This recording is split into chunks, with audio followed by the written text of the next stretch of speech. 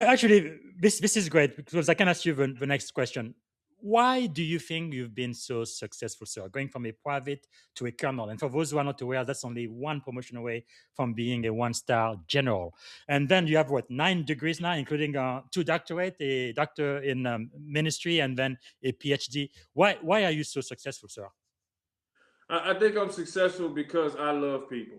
I mean, Hmm. people literally give me energy. And so it's Wow. no person that's in my orbit, God's orbit, but my orbit that doesn't feel a sense of love for me. I could tell you that 100%. And Hmm. my philosophy is that every person that I meet should leave from me stronger than they came in. I don't care about your faith. I don't Yeah. care about your gender. I don't care about your religion. I don't care about any of that. My job Hmm. is really to ensure that you become a stronger person when you leave my presence. And I think and I know people know that about me. And I think that's why I've been wildly successful. I had an interview with the lady in the Wall Street Journal. You'll like this. After we finished the interview, kind of like this, when the cameras was off, she said, "We've interviewed senators, congressmen, presidents. You are the most interesting person I ever interviewed." Yes. She said, "How did you become a colonel in the United States military, working at a four-star command in the military has been at war with Islam for 20 years?" She Yes. said, "That's impossible." Wow. I hadn't even really thought about it. I'm just doing my job. Yes. She Wow. said, she said, we've been in the Middle East for 20 years. Incredible. You a colonel working at a four-star command. How did that happen? Hmm. This was all off camera. And you know, I told her, hey, I love people. People Yes. give me energy. So Wow. I think that's why I've become successful. That is powerful. I think the oldest I get, the more I realize leadership really is all about love. You have to love the people you are called to serve. It Yeah. makes all of the difference. So, what are you learning now, Colonel? I know leaders are learners. What are you learning these days? Well, for me, the psychology of self is the most important thing that a leader can learn. Hmm. To be self-aware about who you are, and where you need to be. Not where you think Mm. you're going, where Yeah. you need to be. And I say that because we have a stigma in the military about rank, Hmm. right? I went down, I do LPDs all over the country, right?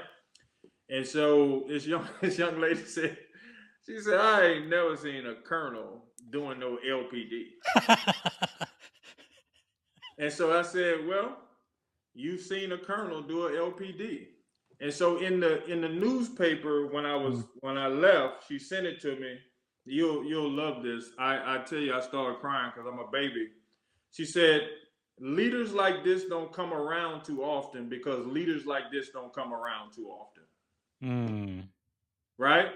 I sat in the middle of a 250 privates at Fort Lee doing an LPD, Wow. kind of just like this. And they got the picture with me sitting in the middle of all of those privates and drill sergeants. And so for Amazing. me, being able to literally wear the rank, but actually transcend the rank, transcend the religion, Hmm. transcend leadership, and be able to pour into people is Wow. everything for me. It's everything. Well, if that's not love, I don't know what is. Incredible. So, if you could choose 3 people to have dinner with, and they could be alive, dead, or even fictional characters, who would you choose and why? Well, now think about who I am. I'm the chaplain, right? People need to put this in context before they start throwing Yes. spitballs at me. Because Yes. I thought about this question a great deal. I would like to sit down to dinner with the president, right? Yes. I am the chaplain. Put that in context and we'll leave it right there. Yes. I like to sit down at dinner with the Secretary of War. I'm the Yes. chaplain. Yes, Put that sir. in context and we'll leave it right there. One more. Right? And then, honestly, I literally would like to sit down with John F. Kennedy. Hmm. I Why? mean, the reason I want to sit down with John F. Kennedy, obviously I know he was murdered, but he was the first Catholic to hold the office of the Yeah. presidency. Mm-hmm. I'm the first at a lot of things, Yes. right? I would like to know what was on his mind, Hmm. right? That's what I would like to know. Like, people ask me Yes. all the time, you're in this fishbowl, you got pressure, you can't do nothing wrong, you can't do this, you can't do Mm-hmm. that. I don't feel that pressure because I'm in my purpose. Wow. I'd like to sit down with him to understand if he felt pressure, Yes. right? That's why I'd like to Wow. sit down. Now don't get me wrong, you only gave me three. Now most certainly like to sit down with Martin Luther King. Yes. Muhammad Ali is my mentor. Yes. I know you quoted him in the video. Yeah, That's right. he's my mentor. I know him probably, even though he's passed, I know him better than I know myself. Wow. The Yes. champion.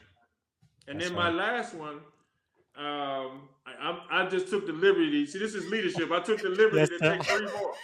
Yes, sir. You are the colonel. Whatever you want, sir. I like to sit down with Malcolm X Yes. because Malcolm X transformed his life and became Malcolm X. Hmm. I transformed my life because of Malcolm X. Wow. So, Now, so Malcolm X, the reason why I admire Malcolm X so much is because he had a belief. Like, he was a thug. I considered myself that, right? When I read his book, he was in all kind of trouble. He went to jail. He transformed himself into the Nation of Islam. yes. That's what he believed. He was willing to die for that. Mm. Then he made another transition when he went to Mecca and he took on the name Shabazz. Yes. Yes. And so Wow. I said to myself, oh, he strongly believed in something. Yes. He transcended that, even though he loved it, Mm-hmm. and was still able to be critical of that. I said, that's the person that I want to be. That's who I want to be. And so when I said I changed my name, and my name was Michael Barnes, I changed my name to Khalid Shabazz. Khalid means ones whose ideas live forever. And Shabazz means an eagle that flies above all eagles. Wow. So I took that name after Malcolm X because of his courage. So I most certainly would like to sit down with him to understand the type of courage it took to leave an organization basically that you helped create, and then you transcended that to criticize it. But that takes some courage. I love that. Wow. I love that. Powerful. Man, that's amazing. I could be speaking with you all day, sir. Now, is there a book you might recommend, but not one of your